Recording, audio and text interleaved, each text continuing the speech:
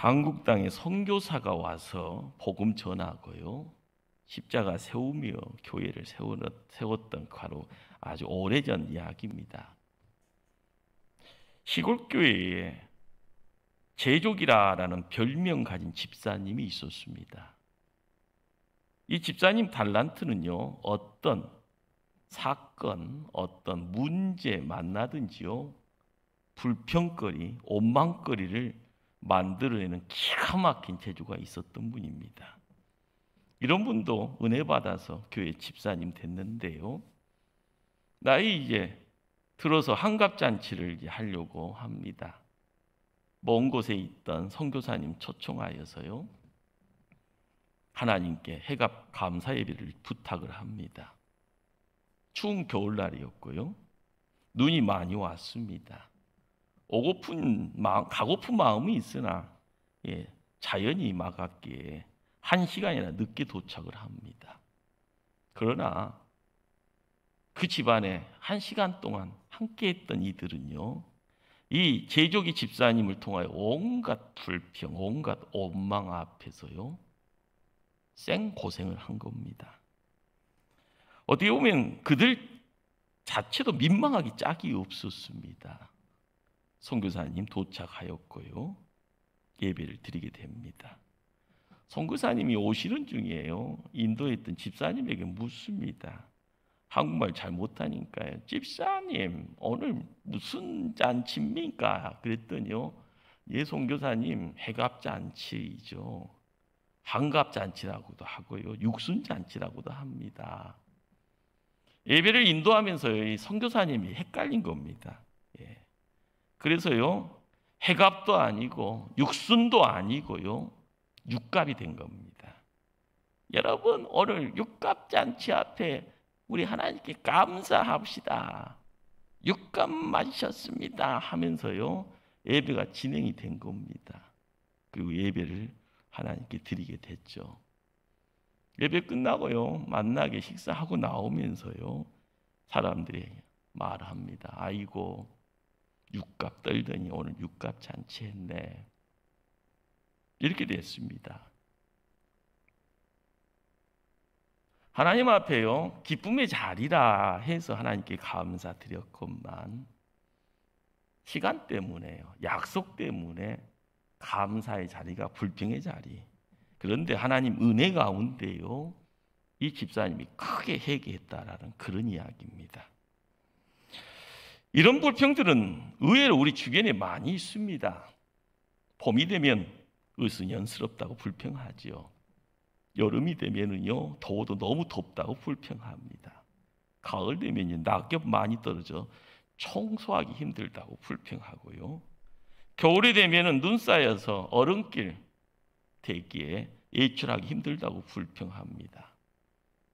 그러나 감사하는 사람들은요, 봄에 꽃가루에도 감사하고요, 여름에는 무성한 가지에도 감사하고요, 가을에는 만난 과일 때문에 감사하고, 겨울에는 흰눈 쌓여 온 세상이 아름답다고 감사합니다. 성도님들 꼭 기억하시길 바랍니다. 감사란 흉내만 내어도 복되는 것입니다. 성경에서요, 믿음의 조상들이 신앙을요, 지속적으로 지킬 수 있었던 비밀이 뭐냐? 여러 가지가 있겠죠. 절기신앙이 한 가지입니다. 우리가 콧구멍으로 숨 쉬는 거요, 별것 아닌 것 같죠. 여러분, 코 한번 막아놓고 한 1분간 버텨보십시오. 세상 살기 힘듭니다. 하루 3끼 밥 먹고 사는 거 요즘 별것 아니죠. 살쪘다고요, 2끼 먹고 1끼 먹고요. 참 대단합니다. 하루 보내고요, 밤이 되면 잠자리 드는 거 그냥 일상입니다. 그러나 이것이 우리의 생명 지키듯이요, 믿음의 백성들의 절기를 지키는 신앙, 이 절기 신앙이 그들의 믿음을 지켜주었습니다. 생명 걸고 안식일 지켰습니다. 자신이 가진 최고의 것으로 또한 절기를요, 지켜나갔습니다. 이 신앙, 수천 년의 믿음을 이어오게 한 겁니다. 풍년 들고 사업 잘 되고요, 주가 상승하고 경제 지표가 높을 때에만 감사하는 것 아닙니다. 감사는요, 위기와 고난 속에서 더욱 뜨겁게 감사하는 겁니다. 성도는요, 최악의 환경에서 최선의 삶을 사는 사람들이고요, 최악의 여건 속에서 최고의 감사를 드리며 살아가야 될 사람들입니다. 하박국, 고통의 시대를 살았던 인물이죠. 나라가 예수의 침입을 받고요, 전염병이 온 나라를요 힘들게 합니다. 농사 지어 놓으면 주변의 강대국들이 먼 땅 다 빼앗아 갑니다. 여인네들이 끌려가고 젊은이들이 끌려가고 어린아이들이 길가에 내팽개쳐져 죽어가는 처참한 모습, 그것을 지켜봤던 사람이 바로 하박국 선지자입니다. 만약에 말입니다, 하박국이 경험했던 그 상황이 이 시대에 그대로요 오버랩되어질 때, 위기가 고난의 시대를 우리가 살아야 된다고 하면 우리는 어떻게 기도해야 될까요? 하박국 선지자는 이 시대의 성도들이 어떻게 예배드리고 어떻게 삶을 살아가고 어떻게 찬양하고 감사하고 살아갈 것인가에 대해서요 신앙의 지표가 되어주는 사람입니다. 영국의 유지무라 간주는 이런 말을 합니다. 하박국이야말로 선지자 가운데 최고의 선지자라, 이렇게 호평합니다. 두 가지 이유 때문에요. 종교개혁자들의 모토가 되었던 의인은 믿음으로 말미암아 살리라라는 이 신앙 가르쳐뒀다라는 것이요 첫 번째고요. 그리고 의인은 환경에 끌려가는 사람이 아니라 최악의 상황 속에서 최고의 감사를 드릴 때 최고의 성도가 될 수 있다라는 걸 가르쳐준 인물이기 때문이다 말합니다. 하박국이라는 이름의 뜻은요 포옹한다, 껴안는다라는 뜻을 갖고 있습니다.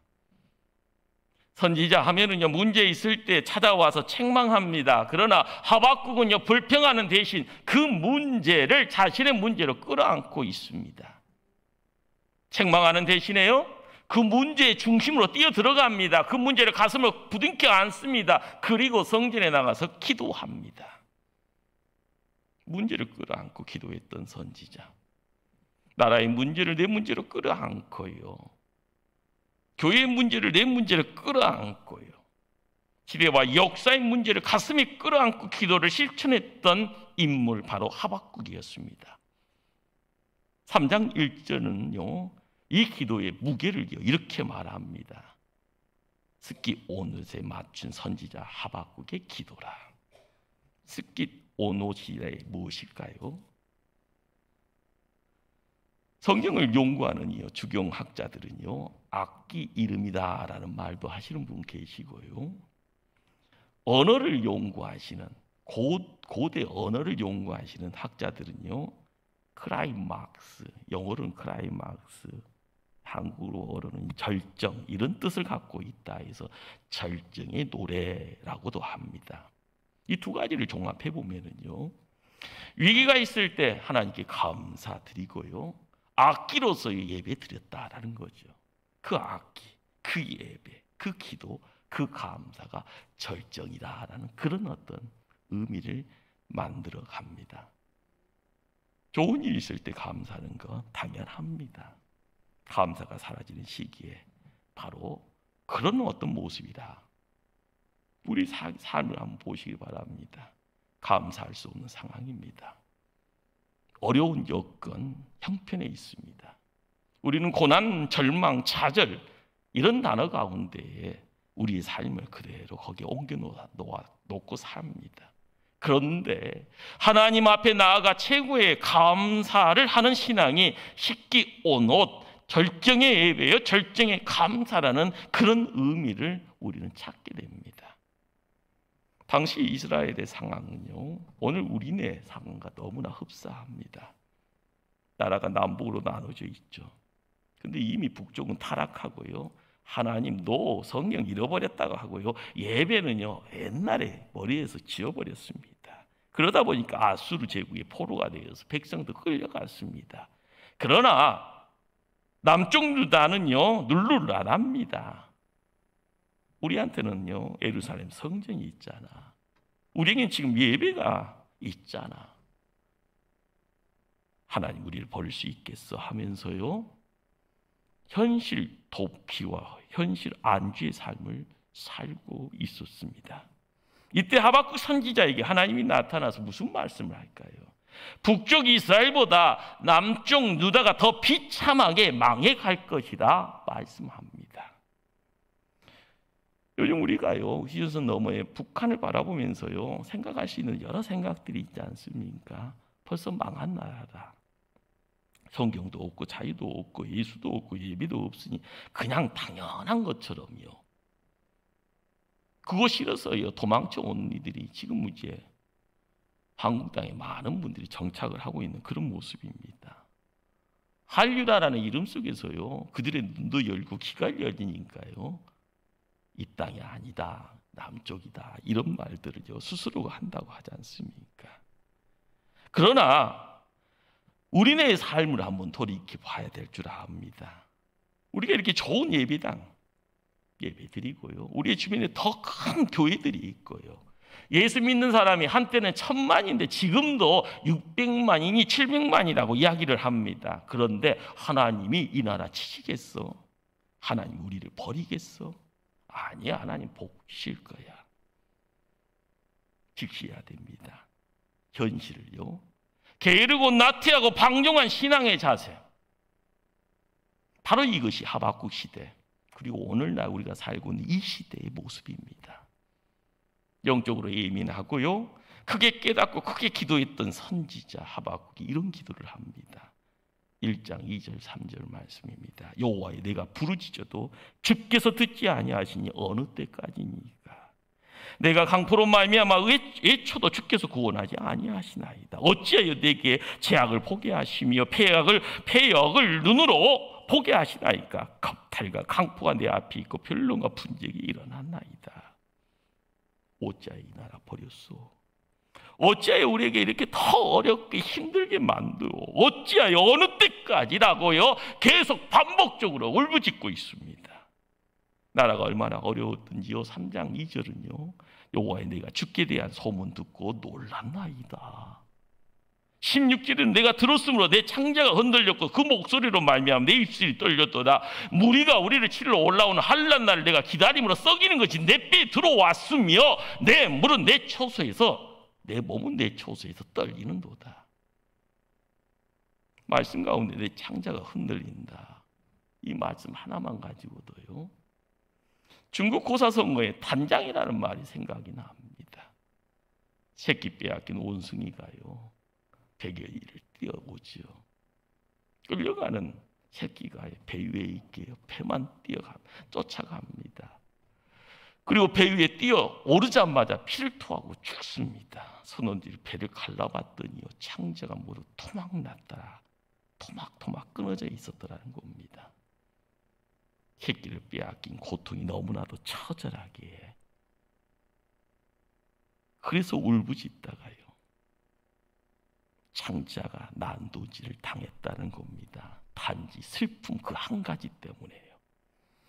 나라가 망해간다는 하나님 말씀 듣고요 젊은이들이요 노예로 끌려가는 비참한 상황 속에서요 백성들이요 미래에 대한 소망이 없으니 타락하고, 위정자들은요 그 가운데 부정부패하고요, 제사장들은요 비웃음거리가 되어지는 모습 보면서 하나님의 사람 하박국이 창자가 끊어지는 고통으로 기도하고 있는 겁니다.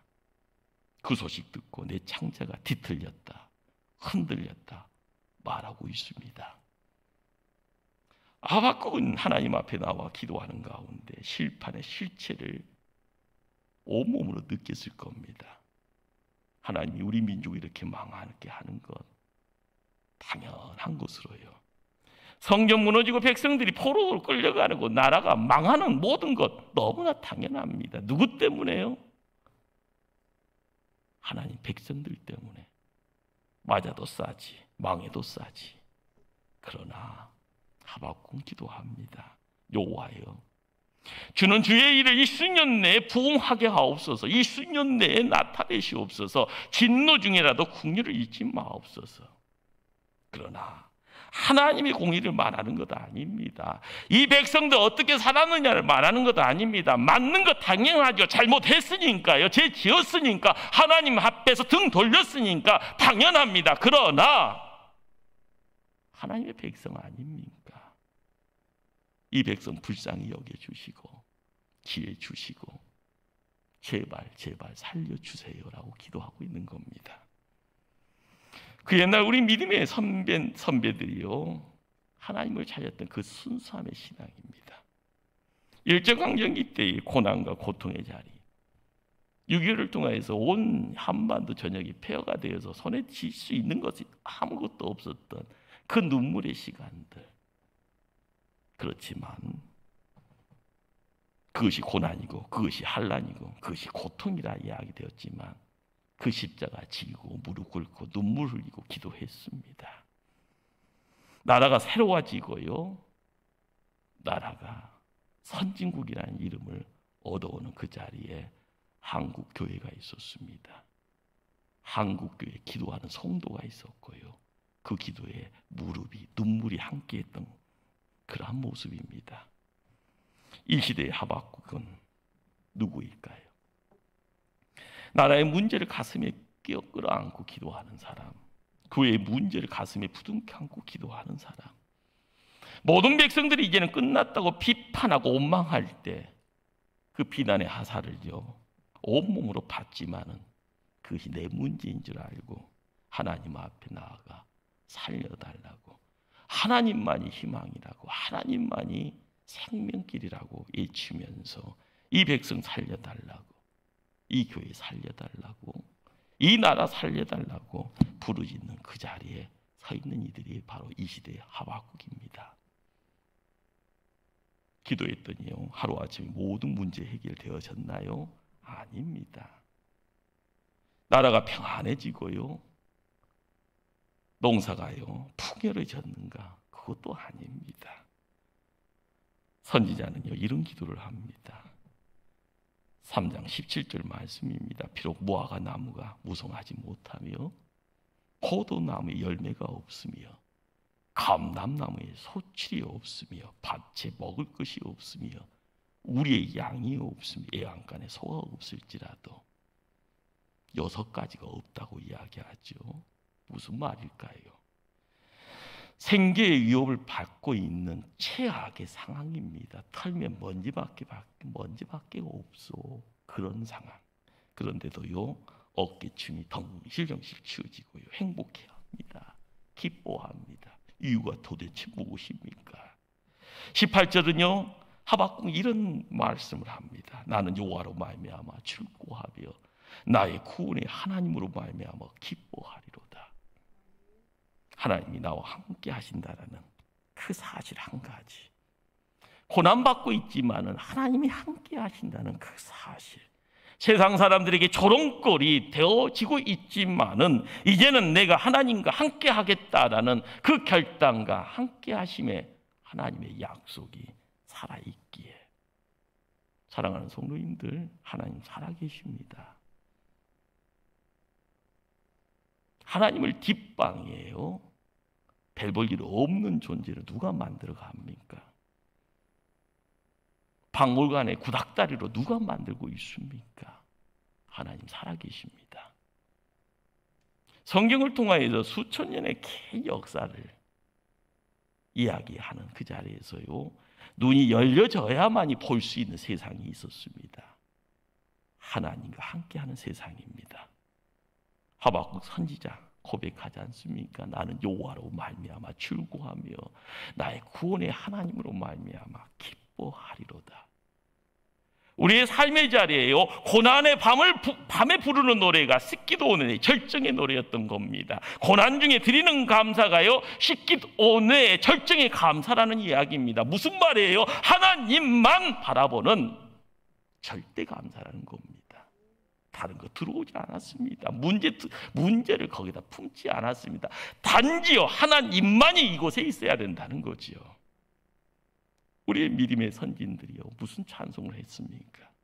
주 안에 있는 나에게 딴 근심이 있으라. 십자가 앞에 나가 내 짐을 풀었네. 우리 하나님 앞에요, 기도하는 믿음의 선배들, 내게는 죄가 있지만 그 죄를 용서하는 십자가 때문에요, 예수 때문에 기쁘고 기쁘다는 겁니다. 하박국을 죽임했던 많은 죽임가들, 주석자들이요, 이런 말을 합니다. 두려움에서 믿음으로요, 인생의 절벽에서요 정상으로요, 인생의 밑바닥에서요 꼭대기로 올라간 자가 바로 하박국이라 이야기합니다. 일리암 노을이라는 목사님은요, 오늘 본문을요 이렇게 추석하면서 이런 말을 합니다. 최고의 승자는 자선을 많이 베푼 사람 아니다. 최고의 승자는 금식을 오래 한 사람 아니다. 어려운 환경 속에서도 범사에 감사하며 살았던 사람이 최고의 승자이다. 가장 평범한 일상생활 하면서도 감사 잃지 않고 살아가는 사람, 바로 당신들, 여러분들, 하나님 백성입니다. 그렇습니다. 성경이 말하는 감사, 성도의 감사는요, 환경 따라 움직여지는 감사가 돼서는 안 됩니다. 그냥 하나님만 바라보며 드릴 수 있는 그런 감사였던 겁니다. 한국 교회사예요, 손양 목사님 모르는 분 없지 않습니까? 두 아들이 공산주의자들에게요 죽임을 당하는 순교를 두 눈으로 통하여 봅니다. 장례식장에서 10가지 감사를요 선수 함께하는 성도들에게 그 10가지 감사를요 입술로 고백합니다. 여러분도 예양원 가면은요 오래된 그 감사의 그 내용 증거물들이 직접 볼 수 있을 겁니다. 그런데 그 자리에서요 손 목사님은 주일날 감사헌금을 1만 원을 드립니다. 할렐루야. 여러분, 1만 원이 지금 만 원이 아니에요. 손 목사님이 그때 한 달에요 얼마 받으셨는가 하면은 80원입니다. 80원. 80원이 생활 사례비가 80원이라는 거예요. 그러니까 20년 생활비를 꼬박 모으게 되어질 때나 40원을 저축을 한다고 해도 20년을 모아야지 만 원 되는 그런 시절이에요. 요즘식으로 연봉 5천만 원의 생활비 반틈 이렇게 모은다 해도 대략적으로 5억에서 6억 정도의 화폐 가치가 있는 겁니다. 몽땅 하나님 앞에 순교 감사의 물로 드렸습니다. 왜 그랬을까요? 그 아들과 함께 나도 죽었다라는 겁니다. 입에 바른 감사가 아니라요 진정으로 감사하며 순교자의 가문으로 주신 것을 감사한 겁니다. 이 영적 깊이를요 믿음의 후배들은 깨닫지 못하죠. 우리가 감사의 의미를 조금이라도 그 언저리 앞에 내 몸뚱아리를 얹게 되어지면 우리는 하나님의 도구 되어질 줄 압니다. 기독교 서점에 가면 정강 목사님의 평생 감사라는 책이 있습니다. 거기에 나오는 감사 구조들 몇 가지를 소개함으로 오늘 말씀을 맺고자 합니다. 종은 울릴 때 종이고 장장은 탈 때 불이 되듯 믿음은 감사할 때 참된 믿음이 된다. 세상에서 가장 지혜로운 사람은 배우는 사람이고 세상에서 가장 행복한 사람은 감사하며 사는 사람이다. 평범한 삶에 대해 감사하는 것은 하나님께 드리는 최고의 감사이다. 사람에게 가장 큰 저주는 감사할 마음이 생기지 않는 것이다. 기쁨만 아니라 슬플 때도 감사하겠습니다. 성공만 아니라 실패도 감사하겠습니다. 가진 것만 아니라 없는 것도 감사하겠습니다. 풍족할 때만이 아니라 부족할 때도 감사하겠습니다. 건강할 때만이 아니라 아플 때도 감사하겠습니다. 이 땅에 사는 생명만이 아니라 죽는 그날도 감사하겠습니다. 감사하다고 생각하면서 그것을 포기하지 않는 것은 선물을 포장만 하고 주지 않는 것과 같다. 하나님이 거주하는 두 곳이 있다. 하나는 천국이요, 다른 하나는 감사하는 이 마음이다. 감사한다고 오늘 환경이 바뀌는 건 아니다. 그러나 감사할 때 우리 마음이 바뀌고 그 마음은 우리의 환경을 바꿔줄 것이다. 기도하십니다.